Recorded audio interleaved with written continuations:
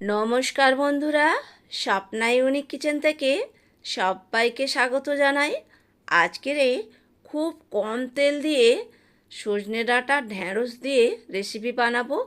আর এত কম তেল দিয়ে বানাবো সবার খেতে কোনো অসুবিধা হবে না।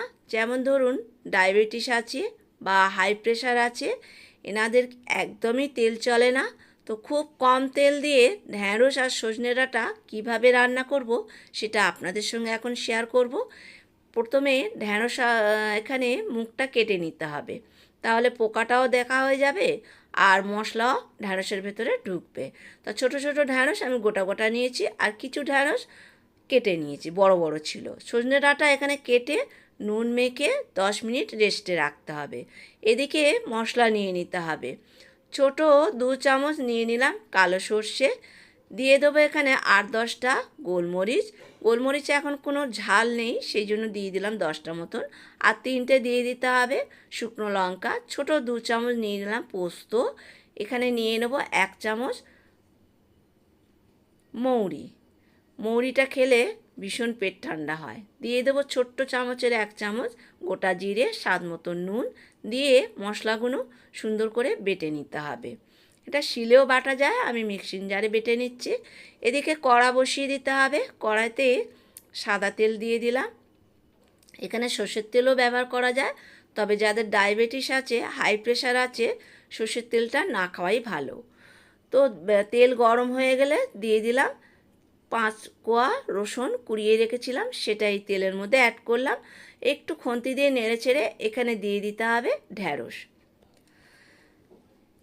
খুব লাল করে ভাজলাম না রসুনটা, তাহলে রসুন আর এই ঢ্যাঁড়স একসঙ্গে ভাজা হয়ে যাবে। এরপরে দিয়ে দিলাম একটা টমেটো। টমেটোটা পুরো কাটিনি, একটু চিড়ে চিড়ে নিয়ে দিলাম। টমেটো দিয়ে একটু ঢেকে ঢেকে এটা কষিয়ে নিতে হবে, এই ঢ্যাঁড়স, রসুন আর টমেটো।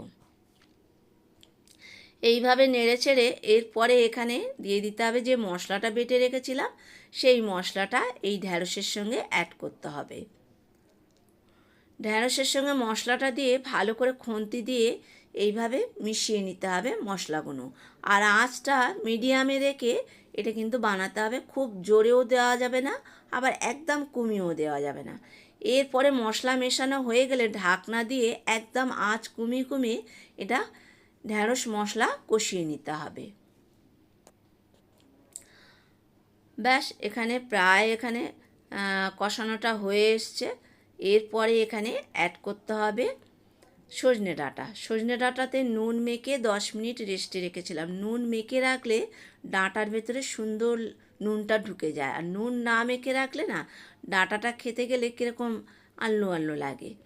তো বাস, আবার ঢেকে দিলাম। ঢাকা চাপা দিয়ে এই মশলা দিয়ে ভালো করে কষিয়ে নিতে হবে। আর এমন করে কষাতে হবে সব কিছু যেন এখানে সেদ্ধ হয়ে যায়, সেইভাবে ঢাকা দিয়ে দিয়ে কষিয়ে নিতে হবে। আর আঁচ বাড়িয়ে কষালে মশলা পুড়ে যাবে, সবজিগুলো কাঁচা রয়ে যাবে। এরপরে হলুদ নিয়ে জলের মধ্যে গুলে দিয়ে দিলাম এই সবজির মধ্যে। গুঁড়ো হলুদটা ওপর থেকে আর দিলাম না, গুঁড়ো হলুদ জলের মধ্যে গুলে এখানে এই সবজির মধ্যে অ্যাড করলাম, তাহলে সুন্দরভাবে সবজির সঙ্গে হলুদটা মিশে যাবে। ঢাকা দিয়ে দিয়ে এটা বানিয়ে নেবো বেশ কিছুক্ষণ। এরপরে স্বাদ মতন নুন দিয়ে দিতে হবে। নুনটা বুঝে দিতে হবে, কারণ ডাঁটার মধ্যে নুন মাখানো ছিল। নুন দিয়ে আবার সবজির সঙ্গে মিশিয়ে নিতে হবে খুন্তি দিয়ে। তো এইভাবে ঢাকা চাপা দিয়ে এইভাবে সবজিটা বানিয়ে নিতে হবে। আর যে টমেটোটা দিয়েছিলাম ওটাও সেদ্ধ হয়ে গেছে। টমেটোটা খুন্তি দিয়ে ভালো করে মেখে নিতে হবে, এই সবজির সঙ্গে মিশিয়ে দিতে হবে। প্রায় এখানে আমার সবজিটা কষানো হয়ে এসেছে। এখানে মশলাগুলো কষানো হয়ে গেছে, কালারটাও বেশ সুন্দর এসছে। এরপরে অল্প একটু জল দেব, যাতে মাখা মাখা হয়।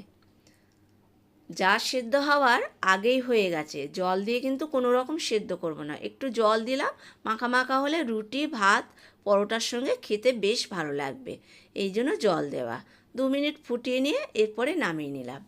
এরপরে দেখাচ্ছি মুখটা যে আমি কাটিনি ঢ্যাঁড়সের, সেটা দেখাচ্ছি কতটা নরম দেখুন। একদম শক্ত ভাবটাই নেই, আমরা শুধু শুধু কিন্তু ফেলে দিই। ঢ্যাঁড়সের কিচ্ছু ফেলা যায় না।